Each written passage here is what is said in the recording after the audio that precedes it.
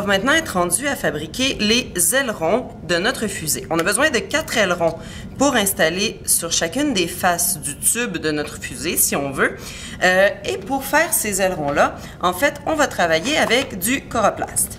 Le coroplast, il a deux parties. Il y a une partie où quand on regarde, il y a plein de petites bandes, donc on ne voit pas au travers. Quand on passe de l'autre côté, on voit qu'il y a plusieurs trous qui passent vraiment tout le long du coroplast.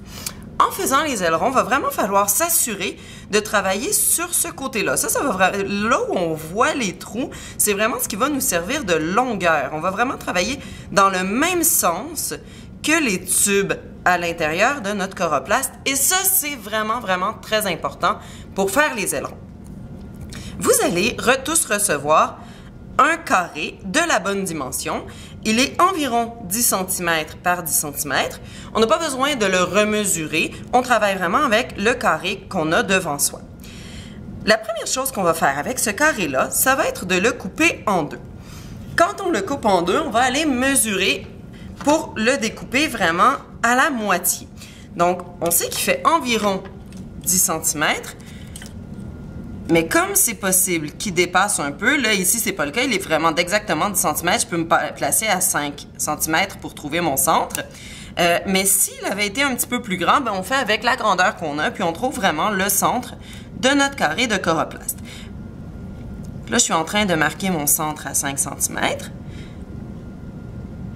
Le but, ça va être vraiment que je me trace une grande ligne le long de mon centre. Donc, je retrouve les marques de crayon que j'ai fait précédemment. Et voilà. Une fois que j'ai retrouvé mes marques de crayon, je fais ma ligne. Et je vais faire ma première coupe le long de cette ligne-là. Et voilà. Une fois que la ligne est bien tracée dans le centre, là, je peux m'apprêter à travailler puis à faire ma découpe. Pour faire ma découpe, je dois vraiment m'assurer que je travaille sur une planche de travail. Je ne vais pas couper directement sur le bureau. Et je vais travailler à l'aide d'un X-Acto et d'une règle de métal. Donc là, avant de couper, on s'assure qu'on va vraiment découper dans le sens de nos lignes. Ici, ça va. Je vais vraiment découper dans le même sens que les tubes que j'ai dans mon coroplast. Donc, je peux découper. Je place vraiment ma règle le long de la ligne que je viens de me tracer. Et avec l'X-Acto,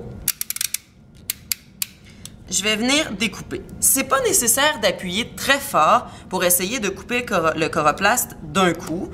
On peut appuyer tout doucement, toujours en gardant nos doigts sur la règle de métal. On appuie doucement, puis on appuie plusieurs fois. Notre règle de métal sert de guide à l'X-Acto et on voit très bien qu'on a fait notre coupe.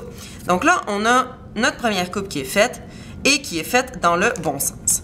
Maintenant, je vais me servir de ces deux parties-là pour les recouper, mais cette fois-là en triangle, parce que mes ailerons, ben, ils ont une forme triangulaire. Pour faire ça, je vais tout simplement faire passer une ligne oblique d'un coin à l'autre de mon rectangle. Donc, je vais faire passer une ligne.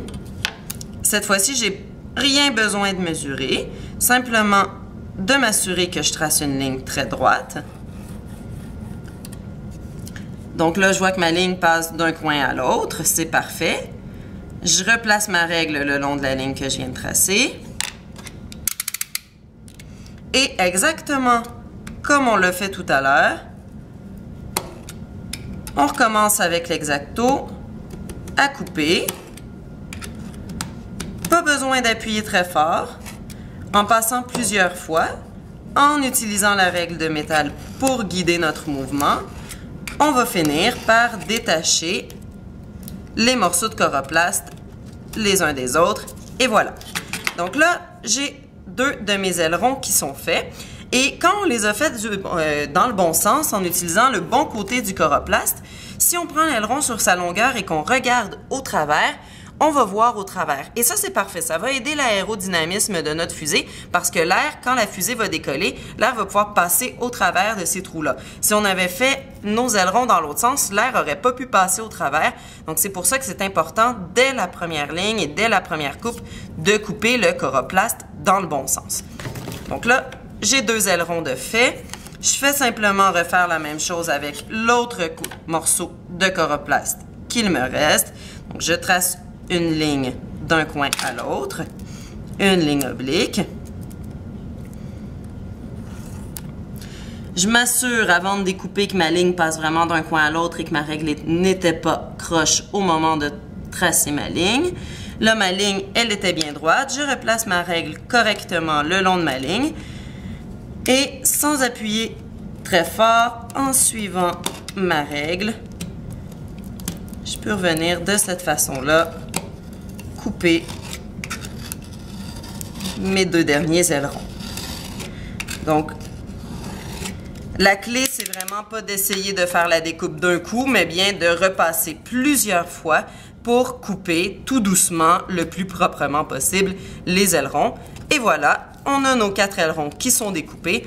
On va être prêt à les coller le long du tube de notre fusée.